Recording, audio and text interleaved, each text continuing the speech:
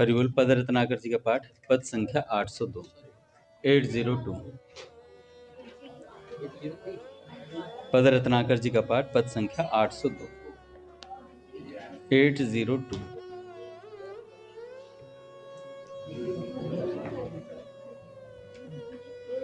जय राधे जय श्री राधे,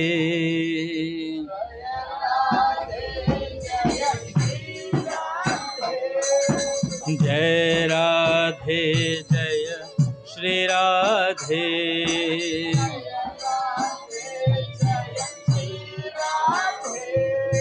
रूप रंगीले गुणगर बेले,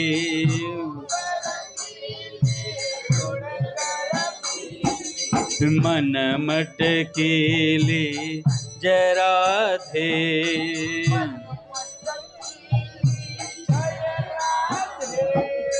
चित चटकीले छल छबीले, छल छबीली रस सरसीली श्री राधे।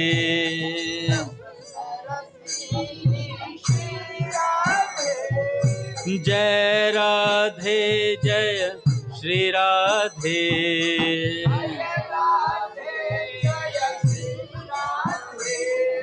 जय राधे जय श्री राधे।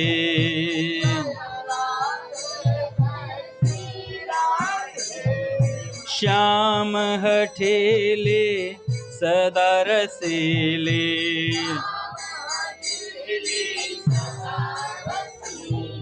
शुचि शर्मीले जय राधे।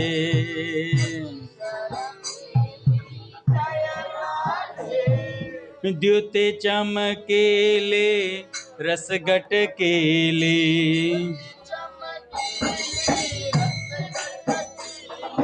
पिय धमकीली श्री राधे।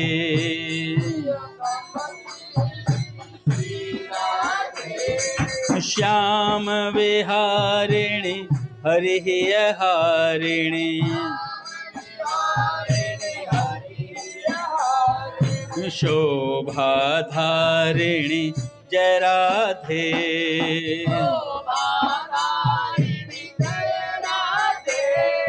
प्रिय सुखकारिणी मुग्धाचारिणी,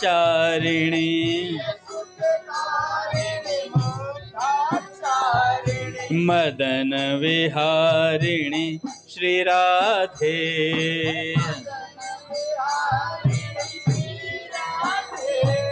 रस विस्तारिणी तम घन तारिणी,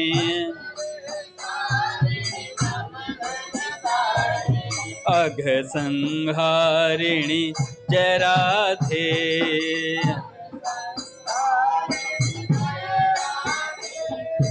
विपदा जारिणी मोह निवारिणी,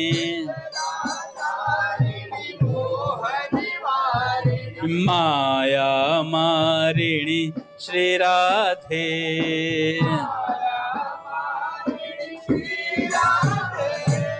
निज सुख त्यागिनी श्याम सुहागिनी,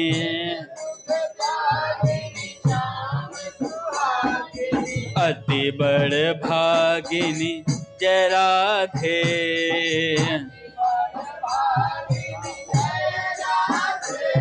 विषय विरागिणी रसमय रागिणी,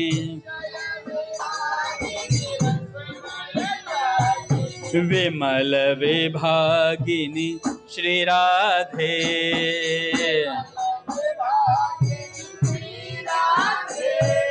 सदा संयोगिनी नित्य वियोगिनी,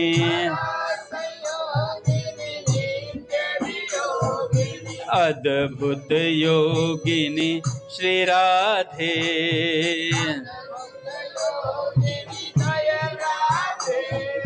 कुटुंब कुयोगिनी हरि रस भोगिनी,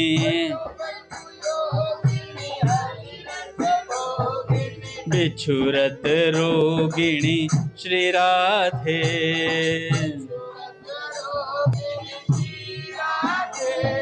मधुर सुहासिनी मृदु मधुभाषिणी ललित सुलासिनी जय राधे।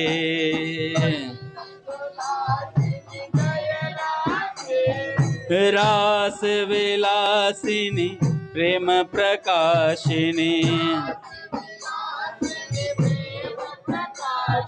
पियहि वासिनी श्री राधे।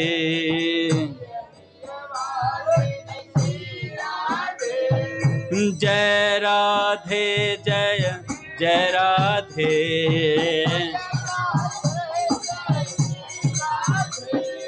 जय राधे जय जय राधे।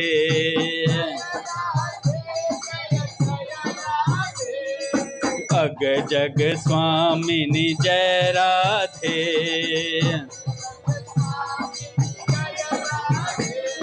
भगवत भामिनी जय राधे।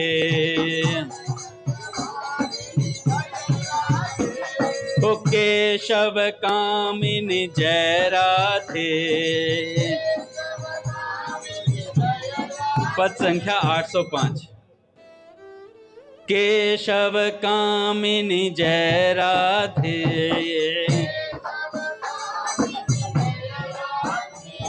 सुघर सुठामिनी जय राधे।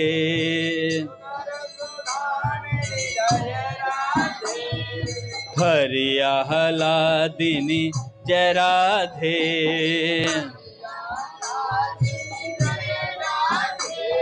मधुमय वादिनी जय राधे।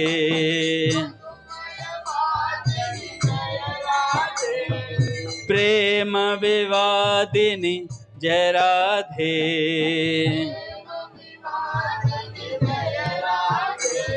मोहन मादिनी जय राधे।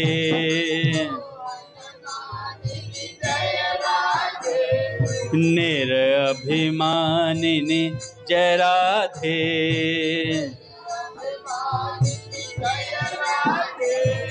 अतिशय मानिनी जय राधे।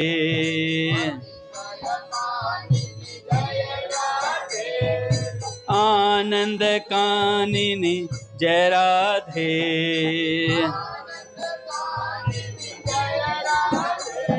नेह सुदानिनी जय राधे।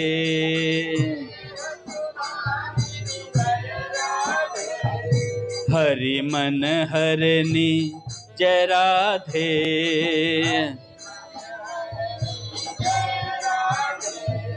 अति सुख करनी जय राधे।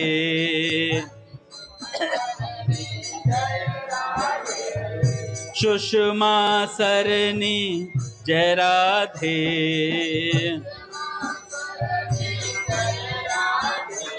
मोद प्रसरनी जय राधे।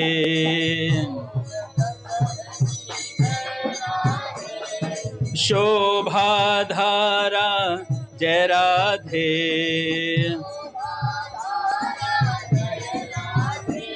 गुण आगारा जय राधे।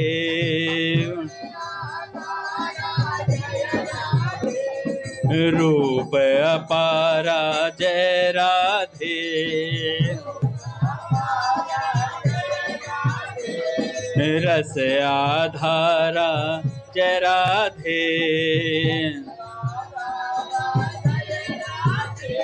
रसिक रसीली जय राधे।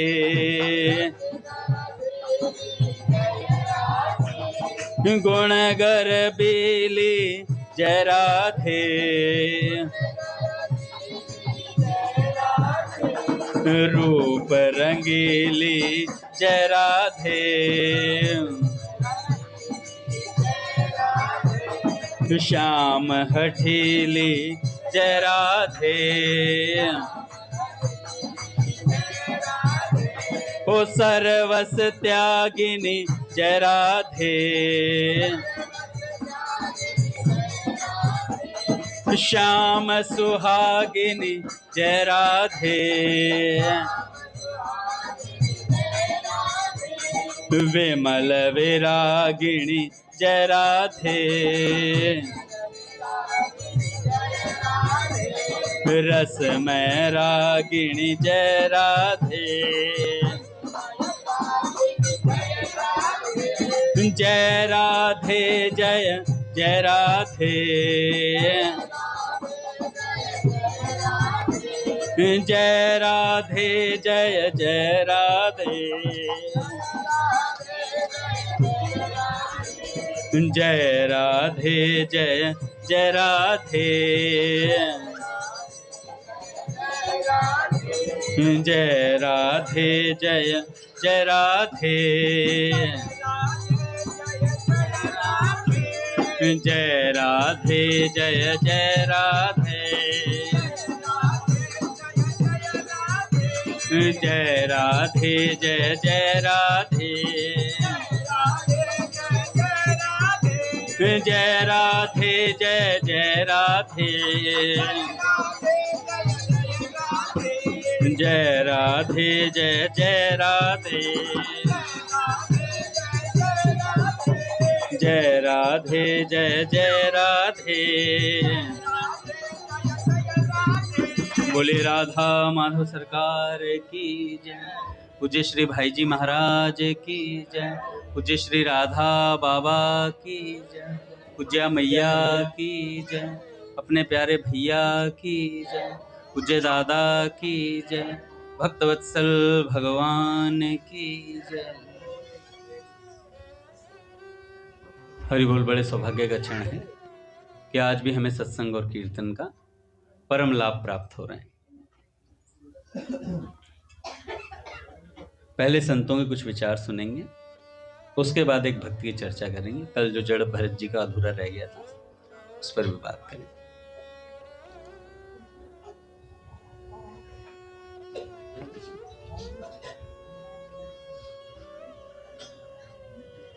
भगवान का नाम सबसे सर्वश्रेष्ठ साधना है, ऐसा चैतन्य महाप्रभु कहते हैं शिक्षा अष्टक में।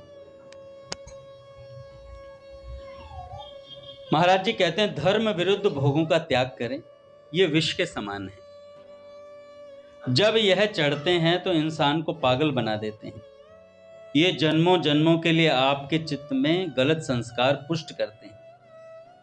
हम सोचते हैं कि हम 5 मिनट के लिए ही तो गलत काम कर रहे हैं, लेकिन उसके संस्कार आपको 5 लाख जन्मों तक नहीं छोड़ेंगे। आपका मन आपको बार बार उस भोग को भोगने के लिए कहेगा। आप अंदर ही अंदर जलते रहेंगे। विष पीने से आपका एक जन्म नष्ट होता है, विषय आपको लाखों जन्मों तक नष्ट करते रहते हैं।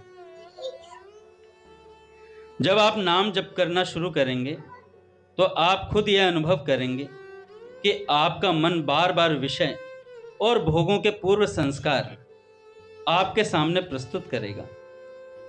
कमजोर उपासक उन विषयों को भोगना शुरू कर देता है और हार जाता है। उसका अध्यात्म मार्ग फिर एक बार रुक जाता है। फिर वह पुल टूट जाता है जिससे वह भव सागर से बाहर जा सकता था। आपने देखा होगा रघुनाथ जी कि जब किसी को सांप काट लेता है तो उसे नीम के पत्ते चबवाए जाते हैं कि भाई जहर चढ़ा है नहीं चढ़ा। तो नीम के पत्ते अगर मीठे लगते हैं तो समझ लेना चाहिए कि जहर चढ़ चुका है। भैया एक बार थोड़ा सा आप भी पीछे लेके बैठ जाओ। आप भी पीछे लेके बैठ।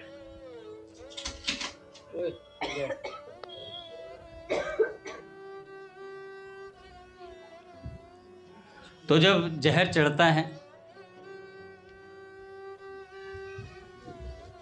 तो नीम के पत्ते बड़े मीठे लगते हैं। तो महाराज जी कह रहे थे कि जब विषयों का जहर चढ़ जाता है तो विष बड़े प्यारे लगते हैं, बड़े मीठे लगते हैं। तो समझ लेना विषय प्यारे लग रहे हैं, मीठे लग रहे हैं, तो समझ लो भी संसार का जहर बराबर चढ़ा हुआ है। महाराज जी ने कहा उतरेगा कैसे? फिर उतारने का एक ही तरीका है, संतों का संग कीजिए, सत्संग कीजिए और नाम जपिए। इसके अलावा कोई तरीका नहीं है उस जहर को उतारने का।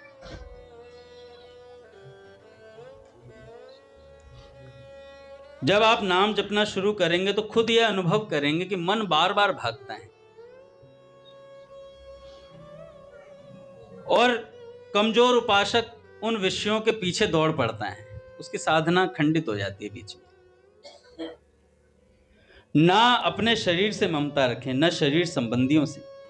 अगर आप किसी से राग रखेंगे तो फिर द्वेष भी होगा। किसी भी चीज का अहंकार ना करें। काल प्रतिपल हमें चबा रहा है भी, हम बस देख नहीं पा रहे हैं। जीवन के सभी दुखों की निवृत्ति एकमात्र नाम से होती है भगवान के। अगर आपको नाम में रुचि नहीं है, तब भी नाम जप कीजिए। जैसे अगर हमें औषधि में रुचि ना हो और फिर भी हम उसका सेवन करें तो वह रोग को ठीक करेगी ही। इसी तरह भव रोग की अचूक औषधि है नाम जप। चैतन्य महाप्रभु कहते हैं, चेतो दर्पण मार्जन, चित्त की सफाई करी जाए। कैसे होगी? हमारा चित्त विषय चिंतन करने से गंदा हो गया है। जब हम नाम जप करते हैं तो हमारे चित्त रूपी दर्पण की सफाई होती है। हमारे मन में बहुत गंदगी है और जब हम नाम जप करते हैं तो विकार रूपी धूल बाहर निकलती है। आपको काम, क्रोध आदि के विकार बढ़ते हुए से दिखते हैं। ऐसा लगेगा नाम जप कर रहे हो और विकार और बढ़े जा रहे हैं। बढ़ नहीं रहे हैं, वो बाहर निकल के भागन छटपटा रहे हैं।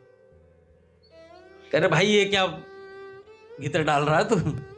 हम रह नहीं पा रहे अंदर, वो बाहर निकलते हैं। दिमाग पे बार बार जोर देते हैं, अरे भाई निकाल मत हमें। फिर भी हम जबरदस्ती अड़े रहते हैं, भाई नाम जप तो करना है। आपको डरना नहीं है। जब वो आए नाम जपते हुए ऐसे विचार आए तो डरना नहीं है। इसका मतलब है कि आपके हृदय की सफाई हो रही है भी। जैसे ही आपका चित्त रूपी दर्पण साफ हो जाएगा तो आपको खुद का दर्शन, भगवत साक्षात्कार हो जाएगा। विषयों का चिंतन करने से हमारे चित्त रूपी दर्पण पर कालिमा जमा हो गई है। इसलिए हम स्वयं को ना जानकर अपने आप को यह शरीर मान बैठे। जैसे अगर किसी जंगल में आग लगी हुई हो और वर्षा हो जाए तो वह आग शांत हो जाएगी, वैसे ही इस संसार में काम अग्नि, क्रोध अग्नि आदि से लगी आग को नाम जप रूपी वर्षा शांत कर देती है। राधा राधा जपें, आपके सारे विकार शांत हो जाएंगे। अपने या किसी और के मन को प्रसन्न करने के लिए कोई धर्म विरुद्ध आचरण ना करें, अन्यथा आपको जीवन भर अंदर ही अंदर जलना पड़ेगा। आपका मन जब गलत मार्ग पर चलकर सुखी होने की बात करे और आपको लगे कि गलत कार्य कर लेते हैं, मन शांत हो जाएगा तो समझ लेना भैया यह एक धोखा है। मन आपको धोखा देना चाहता है। फंसना मत, यह दुष्ट मन तुम्हारे ऊपर चढ़ेगा और तुम्हारा नाश कर देगा। मन को खुश करने के लिए कुछ मत करना, नहीं तो परमार्थ से भ्रष्ट हो जाओगे। भय और वासना आपको अपना गुलाम बना लेंगे। नाम जप अध्यात्म की कुंजी है। जैसे चंद्रमा को देखकर कुमुद का फूल खिल जाता है, वैसे ही आपके कल्याण के कुमुद रूपी फूल को खिलाने के लिए नाम रूप की चांदनी चाहिए। यह वह विद्या जो अविद्या को नष्ट कर दे, उसका जीवन है नाम जप। जितना नाम जप करोगे उतना शुद्ध ज्ञान आपको प्राप्त होगा भाई। महाप्रभु कहते हैं, जैसे जैसे आप नाम जप करेंगे आपका आनंद बढ़ेगा। शुरुआत में आपको अंदर जलन हो सकती है, आपकी पूर्व की गलतियां पहले मिटेंगी, फिर आप काम, क्रोध, लोभ, मोह आदि विकारों से धीरे धीरे ऊपर उठने लगेंगे। रामकृष्ण इधर ध्यान दो।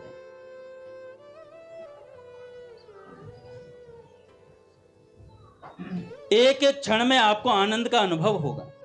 अभी आपकी जीभ अविद्या से बीमार है, तो शुरुआत में आपको नाम का स्वाद नहीं आएगा। जब आप नियम से नाम जप करेंगे तो यह अविद्या का नाश करके ज्ञान प्रकाशित करेगा और फिर आपके जीवन में आनंद की बाढ़ आने लगेगी। आपको एक एक नाम में स्वाद आएगा। एक महात्मा थे ना, ऋषिकेश में मिले थे, हैं भगवान जी मिले थे। उन्होंने कहा 40 सालों से नाम जप कर रहा हूं, वगैरह चूस चूस के नाम जप करो, चूस चूस के। बड़ा विलक्षण तरीका था उनका बताने का। तो आपको एक एक नाम में स्वाद आएगा धीरे धीरे। कब? जब आप जपते रहेंगे, निरंतर छोड़ेंगे नहीं। लेकिन यदि आप कुसंग करेंगे और पाप करना बंद नहीं करेंगे तो आपको इस रस का स्वाद नहीं आएगा, बोझ लगेगा। भजन बोझ लगेगा। नाम जब संपूर्ण आत्मा को आनंद से सराबोर कर देता है। चैतन्य महाप्रभु कहते हैं, नाम में मैंने अपनी पूरी शक्ति रख दी है। प्रभु के नाम में अपार सामर्थ्य है। भगवान ने अपनी संपूर्ण शक्ति नाम में विराजमान कर दी। जो नियम पूर्वक नाम जप करता है, प्रभु का स्मरण करता है, उसको यह अनुभव हो जाएगा कि भगवान ने अपनी सारी शक्ति अपने नाम में रखी हुई है।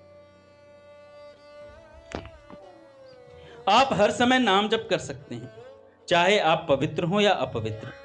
चैतन्य महाप्रभु यहां लिख रहे हैं कि प्रभु आपने इतनी कृपा तो कर दी कि आपने अपनी शक्ति नाम में विराजमान कर दी और पूरी छूट दे दी कि अपवित्र और पवित्र किसी अवस्था में करूं।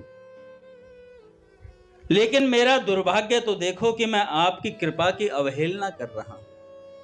इतना सुंदर मौका पाकर भी नाम जप नहीं कर रहा हूं।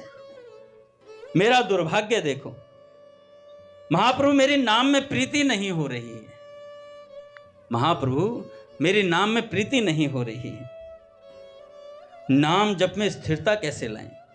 स्थिरता आएगी सहनशीलता से। चैतन्य महाप्रभु कहते हैं, तृणादपि सुनीचीन तरोरपि सहिष्णुन अमानिना मान देन कीर्तनीय सदा हरि। यहां महाप्रभु चैतन्य जी कहते हैं, नाम जप को संचय करने का उपाय बता रहे हैं। आप स्वयं को तिनके से भी तुच्छ समझें। दूसरे को समझते हैं हम लोग, अपने को नहीं समझते। दूसरे को तिनके जैसा, मसल दूंगा तुझे अगर एक्स्ट्रा कुछ बोला तूने। कोई आपका कितना भी उपहास करे, अपमान करे या आपको क्लेश दे, आप उसे सहन करें। अपने को सबसे छोटा समझें। एक भक्त सारे विश्व में अपने प्रभु को देखकर सबका सेवक बन जाता है और सबका सेवा भाव से आदर करता है। जैसे एक वृक्ष गर्मी सर्दी सब सहता है। कोई फल के लिए डंडा मारता है तो उसे फल दे देता है। कोई कुल्हाड़ी से डाल काट लेता है, कोई समीप चला जाए तो उसे छाया दे देता है। वो दूसरों को सुख देता ही है।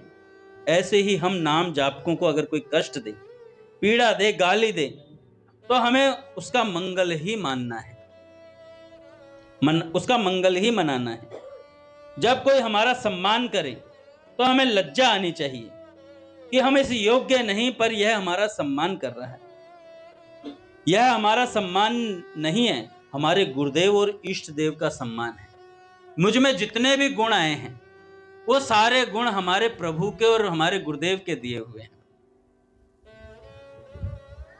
लेकिन हम क्या करते हैं, सम्मान को स्वीकार कर लेते हैं। सही कह रहा है तू गोपाल, हंसने की बात तो नहीं थी।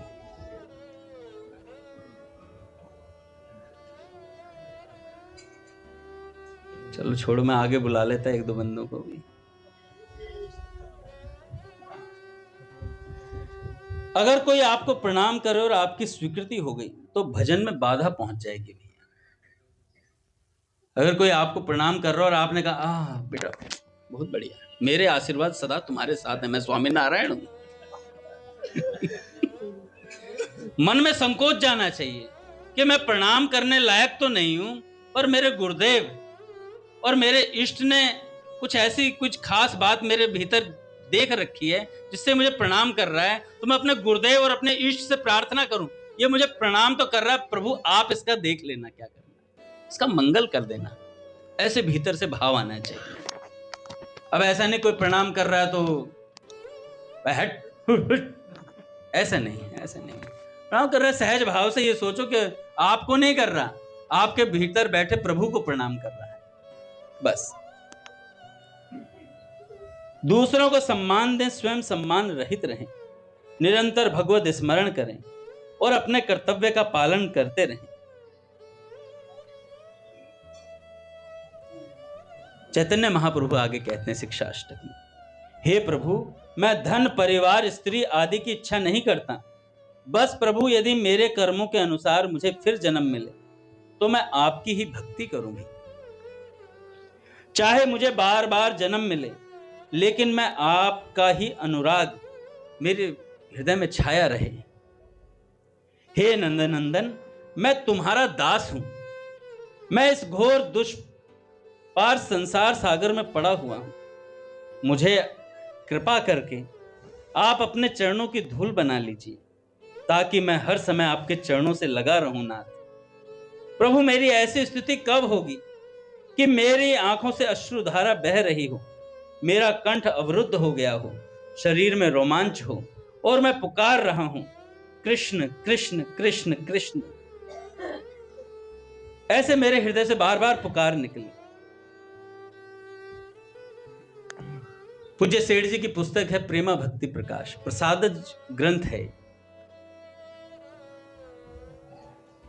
परमात्मा की शरण में प्राप्त हुए पुरुष का मन परमात्मा से प्रार्थना करता है। भगवान की शरण में आया हुआ व्यक्ति भगवान से क्या प्रार्थना करता है? हे प्रभु, यदि आपका नाम पतित पावन है तो एक बार आकर दर्शन दीजिए मुझे। मैं आपको बारंबार प्रणाम करके विनय करता हूं। हे प्रभु, मुझे दर्शन देकर कृतार्थ कीजिए। हे प्रभु, आपके बिना इस संसार में मेरा और कोई भी नहीं है। एक बार दर्शन दीजिए, दर्शन दीजिए, अब और न तरसाइए नाथ। आपका नाम विश्वंभर है, फिर मेरी आशा को क्यों नहीं पूर्ण करते हैं? हे करुणामय, हे दया सागर, दया कीजिए नाथ। आप दया के समुद्र हैं, इसलिए किंचित दया करने से आप दया सागर में कुछ दया की कमी तो नहीं हो जाएगी। आपकी किंचित दया से संपूर्ण संसार का उद्धार हो सकता है नाथ। फिर एक मैं छोटा सा जीव, इसका उद्धार करना आपके लिए कौन सी बड़ी बात है? देखो, ये साधक के हृदय की बात भगवान तक है। ये सेठ जी बात कर रहे हैं भगवान से, तो ये हम लोगों को शब्द दिए जा रहे हैं। हम लोग कहते हैं ना, हम लोग को प्रार्थना करनी नहीं आती, तो महापुरुषों के शब्द ले लो, इनसे प्रार्थना करो भगवान से। हे प्रभु, यदि आप मेरे कर्तव्य को देखें, तब तो इस संसार में मेरा निस्तार होने का कोई उपाय ही नहीं है। इसलिए आप अपने पतित पावन नाम की ओर देखकर इस तुच्छ जीव को दर्शन दीजिए। नाथ, मैं ना तो कुछ भक्ति जानता हूं, न योग जानता हूं, तथा न कोई क्रिया ही जानता हूं जो कि मेरे कर्तव्य से आपका दर्शन हो सके मुझे। आप अंतर्यामी होकर यदि दया सिंधु नहीं होते तो आपको संसार में कोई दया सिंधु नहीं कहता। यदि आप दया सागर होकर भी अंतर की पीड़ा को न पहचानते तो आपको कोई अंतर्यामी नहीं कहता। दोनों गुणों से युक्त होकर भी यदि आप सामर्थ्यवान न होते तो आपको कोई सर्वशक्तिमान नहीं कहता नाथ। यदि आप केवल भक्तवत्सल ही होते तो आपको कोई पतित पावन नहीं कहता। हे प्रभु दया सिंधु, एक बार दर्शन दीजिए।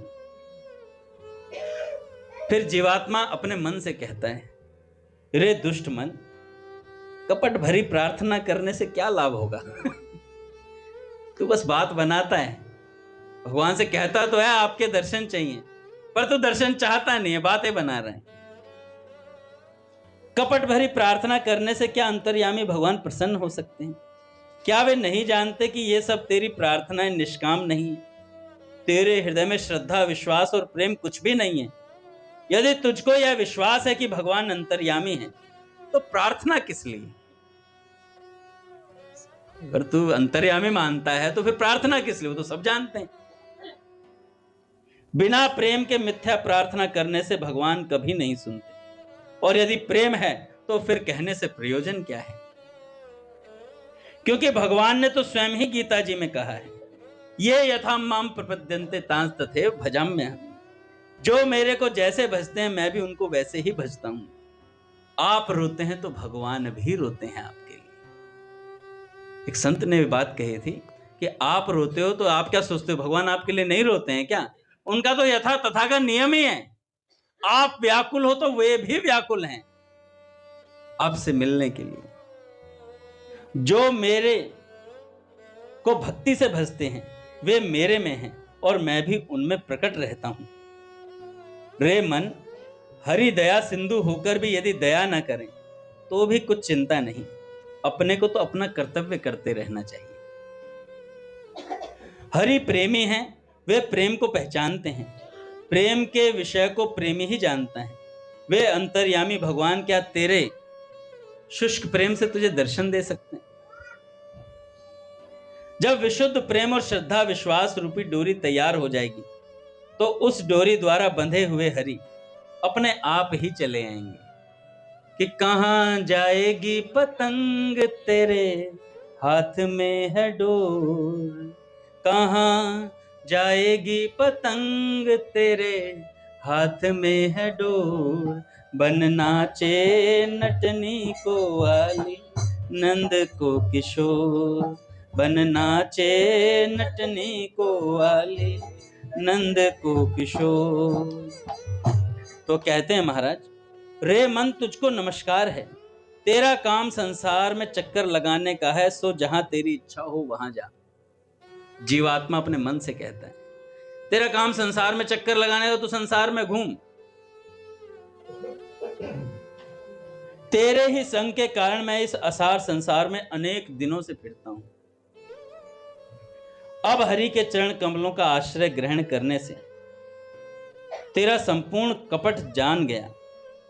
तू मेरे लिए कपट भाव और अति दीन वचनों से भगवान से प्रार्थना करता है, परंतु तू नहीं जानता कि हरि अंतर्यामी है। हरि अंतर्यामी। पूज्य प्राची दीदी ने कहा कि अनंत जन्म हमने विषय भोगों में खो दिए हैं, क्यों ना एक जीवन श्री कृष्ण के लिए न्यौछावर किया जाए, क्यों ना श्री कृष्ण के दर्शन कर लिए जाएं इसी जन्म में। मन फिर परमात्मा से प्रार्थना करता है। मन कहता है प्रभु दया करिए, हे नाथ मैं आपकी शरण में हूं, हे शरणागत प्रतिपालक शरण आए की लज्जा रखो आप। हे प्रभु रक्षा करिए, रक्षा करिए, एक बार आकर के दर्शन दीजिए। आपके बिना इस संसार में मेरे लिए कोई आधार नहीं है, अतएव आपको बारंबार मैं नमस्कार करता हूं, प्रणाम करता हूं, विलंब न करो, शीघ्र आकर दर्शन दीजिए। हे प्रभु, हे दया सिंधु, एक बार आकर दास की सुधि लीजिए। आपके न आने से प्राणों का आधार कोई भी नहीं दिखता। हे प्रभु मुझ पर दया करो, मैं आपकी शरण हूं, एक बार मेरी ओर दया दृष्टि से देखिए। हे प्रभु, हे दीन बंधु, हे दीन दयालु, विशेष न तरसाइए, अब दया करिए मुझ पर। मेरी दुष्टता की ओर न देखकर अपने पतित पावन स्वभाव की ओर देखिए, अपने पतित पावन स्वभाव की ओर देखिए।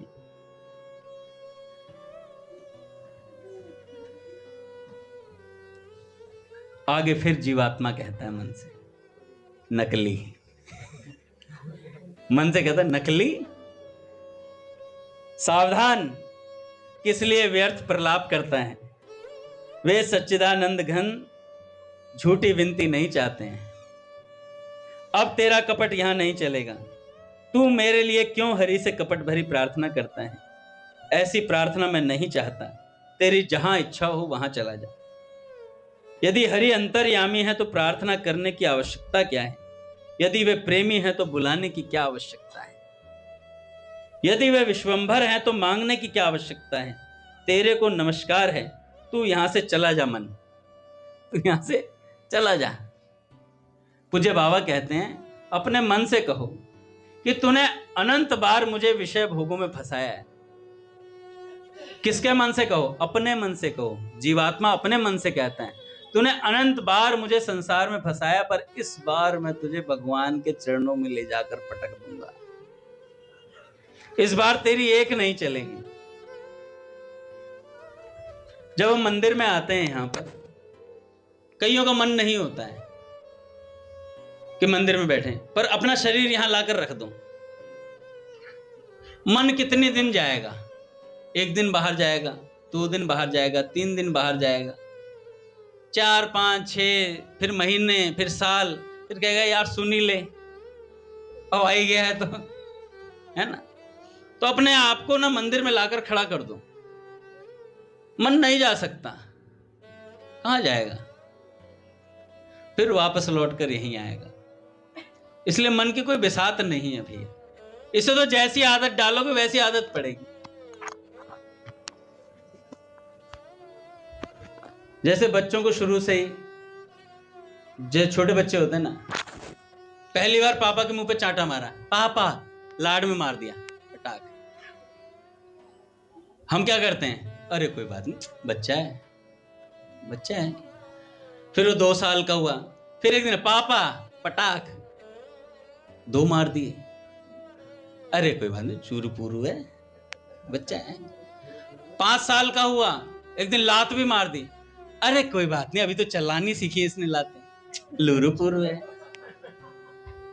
10 साल का हो गया, घूसा ही टेक दिया नाक पे, अरे मुट्ठी बनानी आ गई तुझे, तो मुझे लग रहा है डॉन बनेगा, अरे मेरा लूरू पूरू है। फिर उसके बाद वो पूरा जीवन धोता है, पापा आप लूरू पूरू थे, मैं नहीं।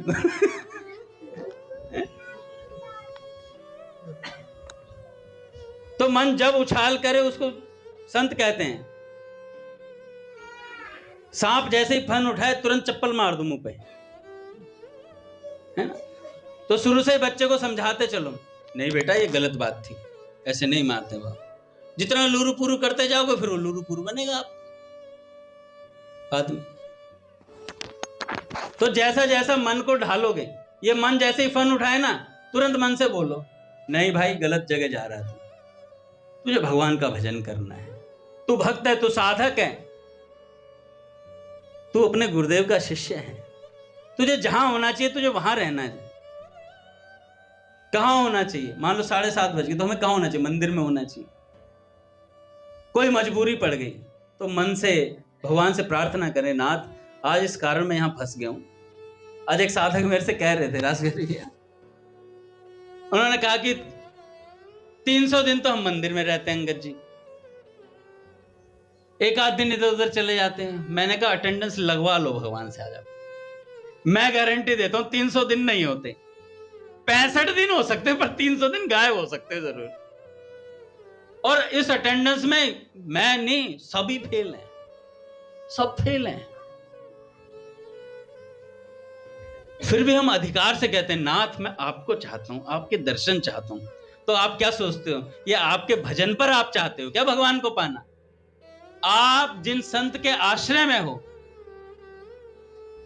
उनके बल पर भगवान को पाना चाहते हैं हम लोग। अपने बल पर कहां पाया जा सकता है? पा भी नहीं सकते, चाहे 365 के 365 दिन आते रहो तब भी। पर अगर जो 365 के 65 दिन आएगा उसके मन में उत्साह रहेगा, एक विलक्षण चाह रहेगी। पूज्य घनश्याम दास ठाकुर जी ने बाबा से कहा, बाबा भगवान चाहिए मुझे, भगवान के दर्शन करने। बाबा ने कहा मृत्यु के बाद हो जाएंगे। अब मेरे जैसा कोई होता है, ठीक है बाबा ने कह दिया मृत्यु के बाद हो जाएंगे, पर साधकों में विशेष चाह रहती है। पूज्य भैया ने हमारे जहन में बात डाली है कि जीते जी नेत्रों से उनकी लीलाओं का प्रत्यक्ष दर्शन करना है।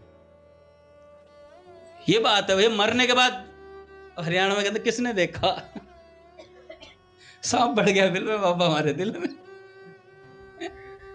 चले गए, मर मरा के चले गए, क्या देखा फिर?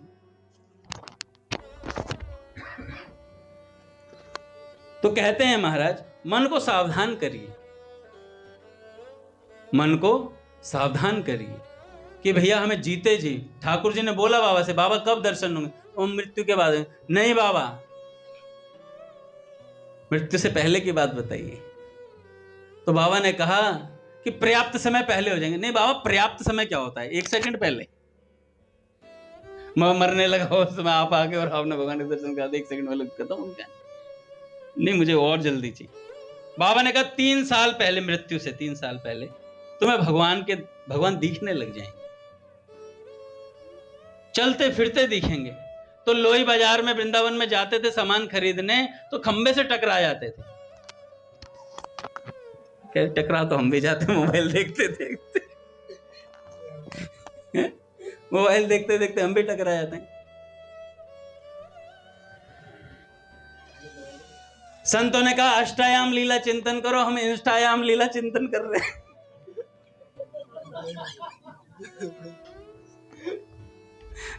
ध्रुव जी, संतों ने कहा अष्टायाम लीला चिंतन करो, हम इंस्टायाम लीला चिंतन। बड़ा विलक्षण भाव चल रहा है। नहीं चल रहा तो बता दो।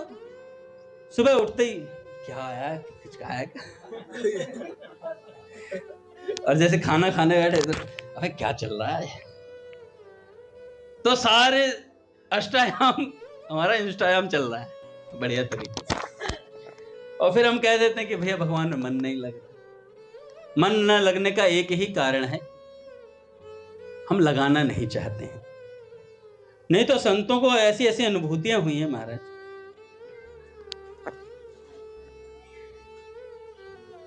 आज मैं सोच रहा था पहाड़ी बाबा सरकार का चरित्र सुनाऊंगा। जड़ भरत जी का कल पूरा करते हैं। पूज्य पहाड़ी बाबा के जीवन से देखिए क्या सुंदर जीवन चरित्र है उनका।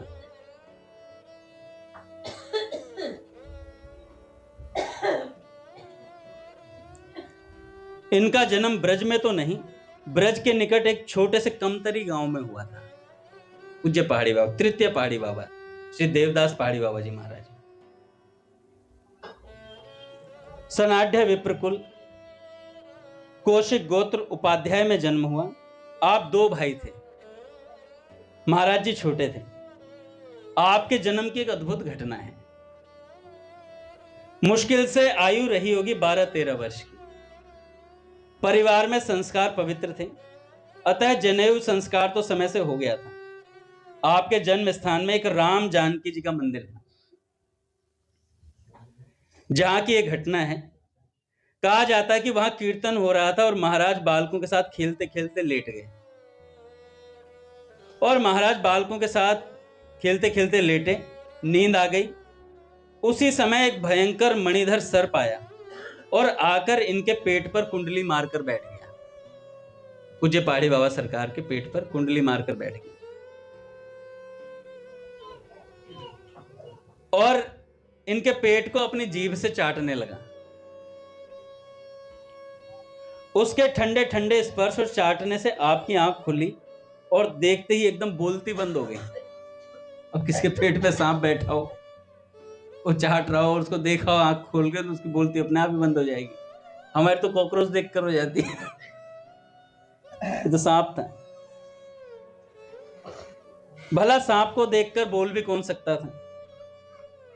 सांप बड़ी जोर की आवाज कर रहा था। उसकी आवाज को सुनकर लोगों का ध्यान गया। तुरंत परिसर खाली हो गया। गाने बजाने वाले लोग ढोलक और हारमोनियम छोड़ के सब भाग गए। जितने वहां कीर्तन कर रहे थे, गाने बजाने वाले थे, सब निकल गए। अच्छा, थोड़ी देर में देखा उनके पिताजी भी उठकर चले गए। कीर्तन में से उनके पिताजी भी उठकर चले गए। उनको गाने बजाने का शौक था कीर्तन में। वो भी घर भाग गए, पिताजी भी उनके। बाबा योगीराज महाराज कहते थे उसी समय में ज्ञान हो गया कि कोई अपना है नहीं यहाँ पे। क्योंकि सांप, बालक के पेट पर सांप बैठा और पिता भाग जाए तो उन्हें संबंधों की नश्वरता का पता लग गया। तभी से उन्हें समझ में आ गया सांप नहीं है, यह साक्षात काल है।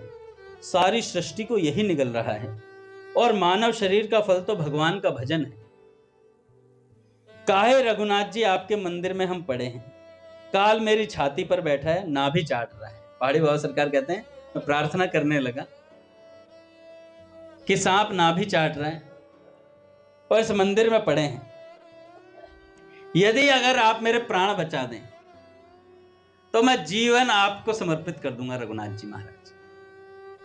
ऐसी बात उनके मन में आई और केवल भजन करूंगा जीवन भर, अगर मेरे प्राण आज बच गए। ऐसे ही करते हैं हम लोग भी, जब कोई कष्ट आता, हे नाथ, नाथ मन शरणे राखो जी, पट खुलेंगे जी। श्री राम जय राम, जय जय राम।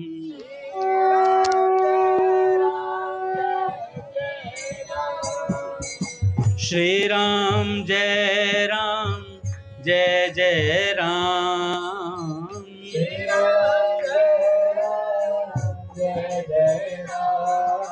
श्री राम जय राम, जय जय राम।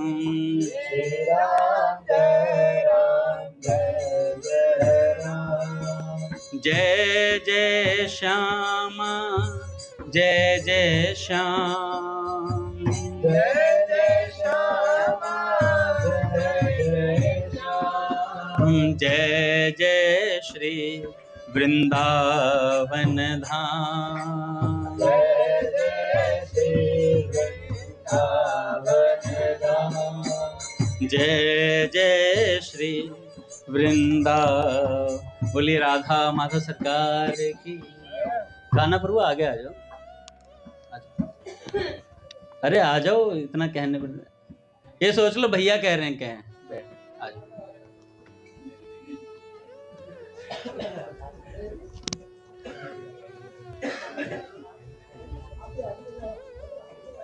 आ जाओ कान्हा प्रभु, आ जाओ। हरिबोल सब धीरे धीरे आगे आगे हो जाए महाराज, आगे खा लिया, आगे आगे हो जाओ भाई, सब भक्त आगे आगे। अभी तो बहुत आनंद आएगा, अभी तो गर्म हुआ है शरीर थोड़ा सा।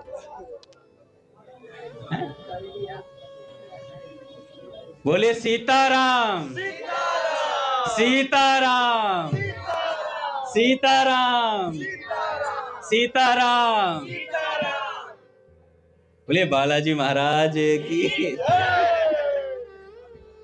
बागेश्वर धाम की, नारदे निकुंज धाम की, बरसाने वारी की, बोल बांके बिहारी लाल की जय। तो भैया योगीराज महाराज की छाती पे सांप बैठा हुआ था, पूज्य पहाड़ी बाबा सरकार। उन्होंने रघुनाथ जी से प्रार्थना करी, प्रभु जान बचा दो, जीवन आपको समर्पित है। इतनी बात बोली तो सांप दाहिने कंधे से उतरा और महाराज जी तो लेटे ही थे, सिर के ऊपर पूरा फन फैलाकर उसने छाया की। चूंटी काट दी होगी, बाहर निकलने का मौका मिल जाए।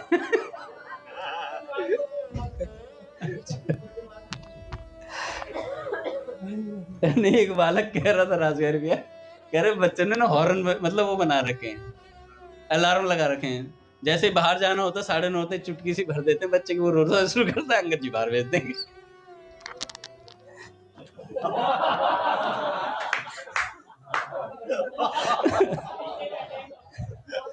बोले राधा माधव सरकार की जय।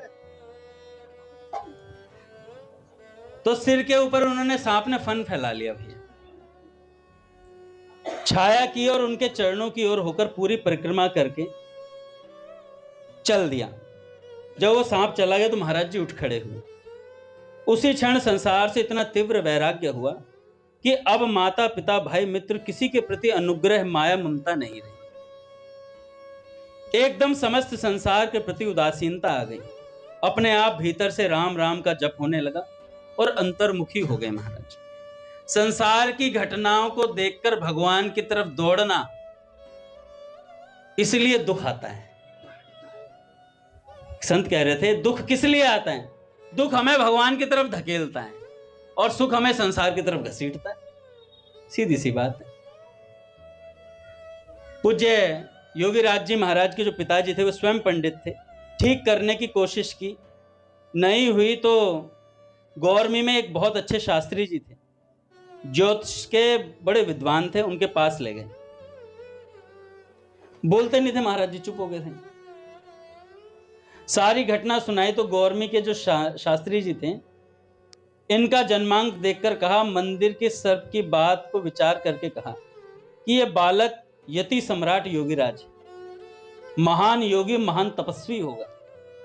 संत समुदाय में राजाधिराज के समान यह गरिमा प्राप्त करेगा। महाराज जी का भाव और पुष्ट हो गया इस बात को सुनकर।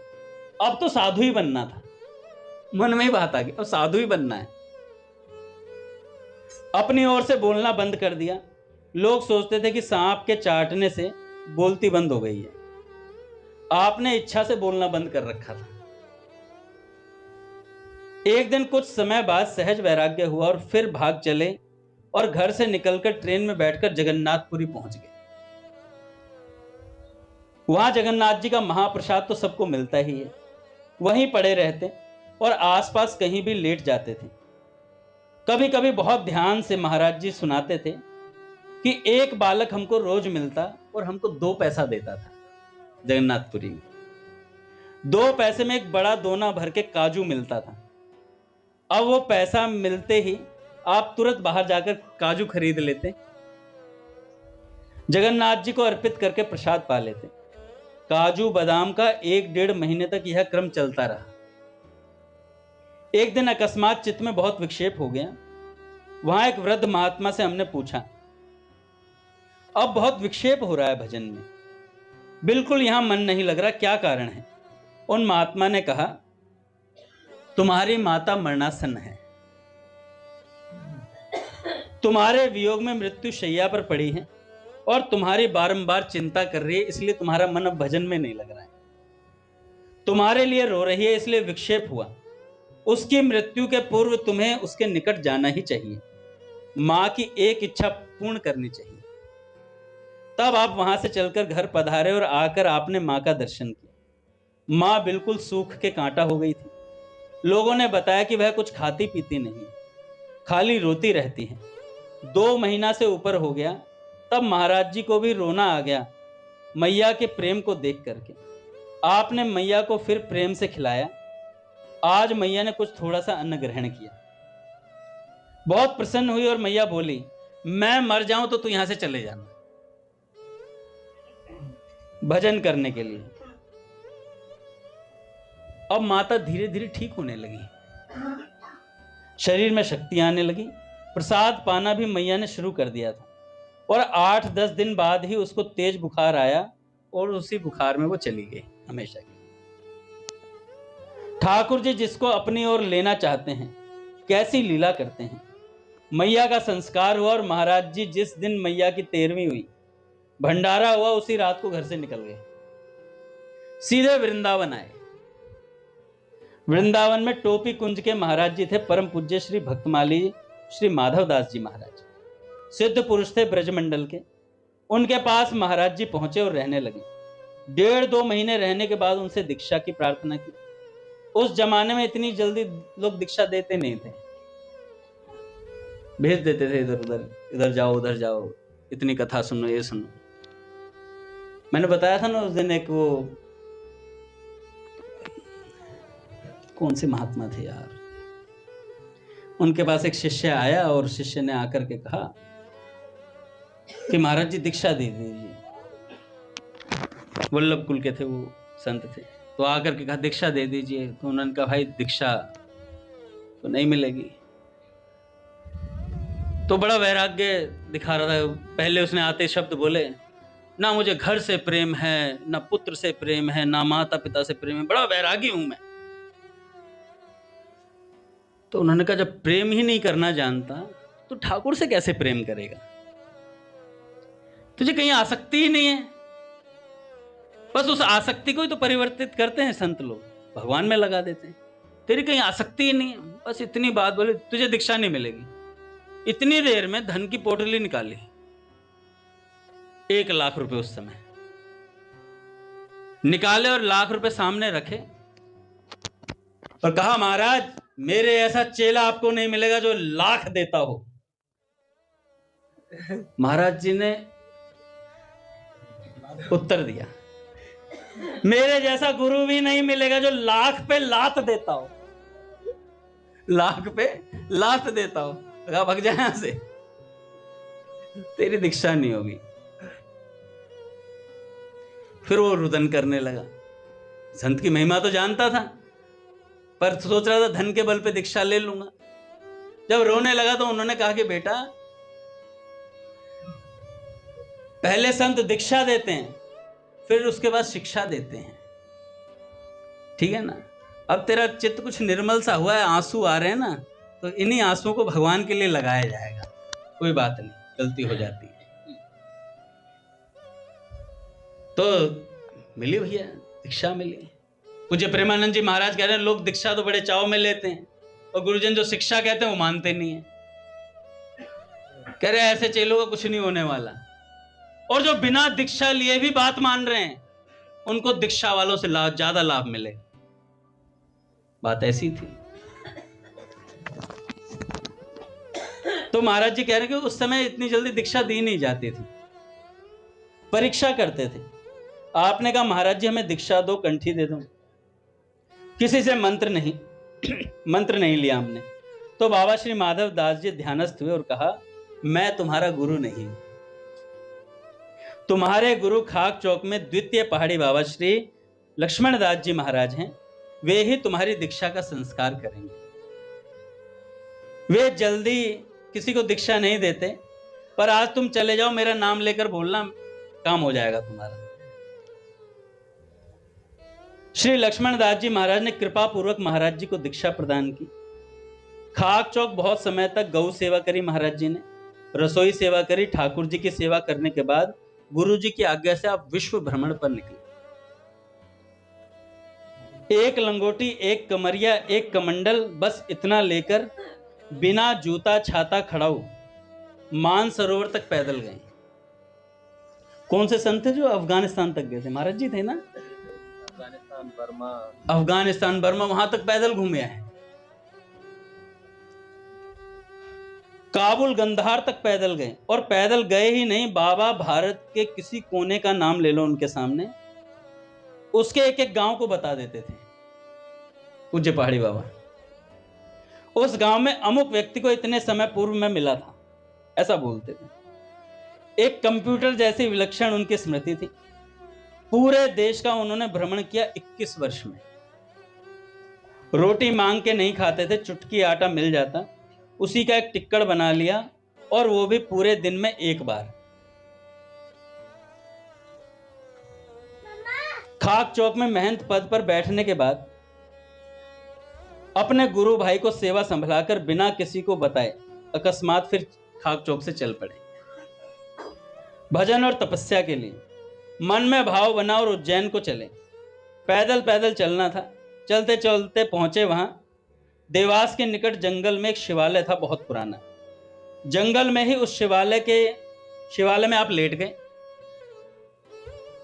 बहुत थके हुए थे, जैसे ही लेटे थोड़ी नींद लग गई।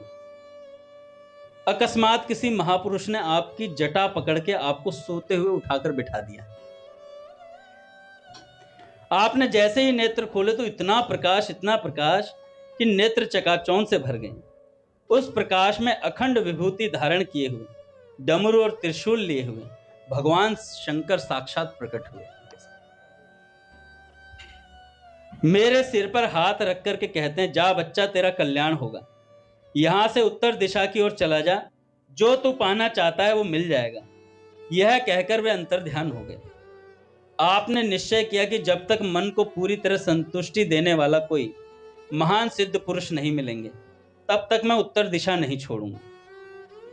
और चल पड़े। मार्गशीर्ष का महीना था, ठंड काफी हो जाती है।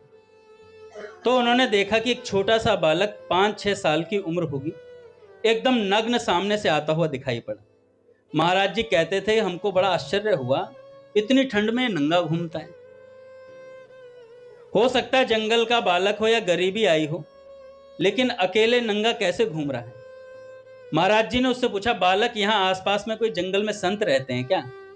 वो बालक हंसकर बोला, बाबा, ऐसे संत रहते हैं कि मिट्टी छू दें तो मिश्री बन जाए। और इतना कहकर वो बालक अंतर्ध्यान हो गया। आप आगे बढ़े तो संत परमहंस स्वामी श्री रामानुज दास जी महाराज आपको दिखाई पड़े। शरीर पर केवल एक कोपीन मात्र थी। जटा इतनी विशाल थी कि चमेली के झाड़ पर फैलाई गई थी और बाबा बैठे थे धूनी पर। जैसे ही आपने प्रणाम किया, उन्होंने कथा कहनी आरंभ कर दी। तुम्हारा जन्म इतने बजे इस गांव में अमुक गोत्र में अमुक परिवार में हुआ। ऐसी घटना से तुमने गृह त्याग किया। अब तक के जीवन की सारी घटनाएं रामानुजदास जी महाराज जी ने उन्हें बता दी और बोले, तुमने भगवान शंकर का भी दर्शन प्राप्त किया। तुमने भगवान शंकर का भी दर्शन प्राप्त किया और अभी अभी तुमसे एक भूल हुई है। बोले, जो नंगा बालक मिला था वो साक्षात श्री सनत कुमार जी थे। वहीं चरण पकड़ लेते तो तुम्हारा काम वहीं बन जाता। वहीं चरण पकड़ लेते तो तुम्हारा काम वहीं बन जाता। यहां आने की आवश्यकता नहीं पड़ती। तुम उन्हें पहचान नहीं सके, कोई बात नहीं, स्नान करो। बस स्नान करके मुझे सामने बिठाया। मुझे जो मिलना चाहिए था मुझे मिल गया। ऐसा कह करके पूज्य पहाड़ी बाबा सरकार बहुत भावुक हो जाते थे। गुरुजी परमहंस जी महाराज ने आदेश दिया कि तुम चित्रकूट में जाकर साधना करो। चित्रकूट में जहां प्रमोद वन का क्षेत्र है, वहां आपने रहकर साधना की। एक क्षेत्र में भालू, शेर ये सब घूमते थे। जंगल में तो बेर और कत्था खाकर के भजन किया। वह एक दिन कोई आया और मटकी भर के आटा दे गया और कुछ नमक दे गया, पर खा नहीं पाए। उसी बीच में घटना घटी। क्या घटना घटी? देखो, अद्भुत घटना है। जैसे ही पहाड़ी बाबा सरकार ध्यान में बैठे तो एक महात्मा ने, पहाड़ी बाबा सरकार कहते हैं, जैसे ही ध्यान में बैठे तो एक महात्मा ने मेरे सिर पर हाथ रखा, ऐसे हिलाया और मेरा ध्यान खुल गया। मैंने देखा तो सामने एक अत्यंत तेजस्वी ऋषि, जिनके मस्तक पर बहुत विशाल जटाएं, एक लंगोटी मात्र शरीर पर है, अधर में खड़े हैं। उन्होंने कहा, बच्चा यहां नहीं, तेरी भजन में सिद्धि तेरे गुरु स्थान में हो, वृंदावन चला जा। कह के अंतर ध्यान हो गए। आपने फिर अपने मन को अंतर्मुखी करने की कोशिश की, फिर ध्यान में चले गए। थोड़ी देर बाद महात्मा फिर प्रकट हुए, फिर से उठा दिया हिला करके, सुनता नहीं, चला जा वृंदावन। वहां ठाकुर जी की सेवा में बहुत परेशानी हो रही है। आपने सोचा कहीं नहीं जाना, यही भजन करना है, क्योंकि रामानुजदास जी महाराज ने बोला था यही सिद्धि मिलेगी। क्योंकि हमारे गुरु जी ने कहा था कि चित्रकूट में जाओ और भजन करो। रात्रि को फिर ध्यान में बैठे तो वे महर्षि फिर आ गए सामने। अब की बार तो ध्यान में ही नहीं जाने दिया। बोले, मैं तीसरी बार आया हूं तेरे सामने, तुम हमारी बात ध्यान से नहीं सुनते हो। जाओ वृंदावन चले जाओ, गुरु स्थान में सेवा करो भगवान की। अब मेरी समझ में आ गया कि कोई सिद्ध पुरुष हैं, तो मैंने प्रणाम करके कहा, आप कौन हैं? तो कहते हैं, मैं महर्षि अत्रि हूं। इस समय तुम्हारे गुरु स्थान में गुरु भाई बहुत कष्ट में हैं। ठाकुर जी की सेवा अव्यवस्थित हो रही है, वहीं जाकर भजन करो, वहीं सिद्धि मिलेगी। तब आप जंगल में एक मटकी आटा छोड़कर चल दिए और ग्वालियर आए। अंग्रेजी शासन था उस समय। महाराज जी को ग्वालियर में कुछ भेंट मिल गई, वो लेकर वृंदावन आए। गुरु भाई रोने लगे। आप बोले, रो क्यों रहे हो? बोले, आप जब से गए हो साल भर के करीब होने आई है। 2-3 महीने के बाद कलकत्ते से जो सेवा आती थी वो बंद हो गई। आश्रम में किसी प्रकार का साधन नहीं, 1 बीघा जमीन भी नहीं है।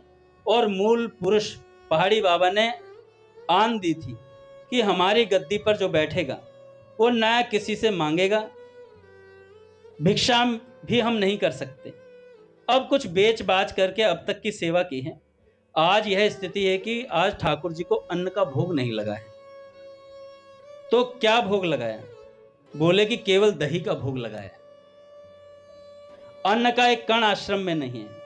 महाराज जी कहते थे, जो कुछ अब हमने दिया उससे कुछ आटा चावल लाया गया, कुछ पैसा था, उसकी जलेबी भी आई और राम जी को जलेबी का भोग लगा। उससे राम जी को जलेबी का भोग लगा। एक दिन हमने पूछा कि महाराज जी, आप आरती के बाद बहुत देर तक ऐसे नीचे किए बैठे रहते हैं। तो बोले, बच्चा, मैं अपनी बात किसको बताऊं, खुली आंखों से ऋषि मुनि सिद्ध और आचार्यों का मैं दर्शन करता हूं, ऐसी स्थिति है मेरी, पहाड़ी बाबा सरकार कहते हैं। कई बार खाक चौक में मंदसौर जिले के एक महंत आते थे, उनका नाम था भले बाबा, क्योंकि वे बात बात में भले शब्द का अधिक प्रयोग करते थे, अतः लोग उन्हें भले बाबा कहते थे। मंदसौर जिले में एक स्थान के महंत थे और हर साल वे एक यज्ञ करते थे। वहां प्रातः भजन साधन प्राप्त समाप्त करके सेवा में लग जाते थे। संतों की सेवा और झाड़ू लगाने की सेवा भले बाबा करने लग जाते थे। कभी नीचे कभी ऊपर कभी बाहर झाड़ू लगाते रहते थे। कई घंटे झाड़ू लगाते थे, कई घंटे। आश्रम में झाड़ू सेवा के लिए एक सेवक थे, एक ब्रजवासन बाई जी थी जिनका नाम सुमित्रा देवी था। एक दिन श्री पहाड़ी बाबा ने भले बाबा को अपने पास बुलाया और बहुत जोर की डांट लगाते हुए कहा, ए भले, तुमको एक जगह बैठकर चैन नहीं पड़ता। मैं सफाई करने वालों को काम के पैसे देता हूं, दो दो सेवक हैं झाड़ू सेवा करने के लिए, तुम क्यों झाड़ू को लिए डोलते हो? जाओ बैठो अपने आसन पर और भजन करो। खबरदार जो अब झाड़ू लगाई यहां पर, हमसे कोई ऐसा बोल दे।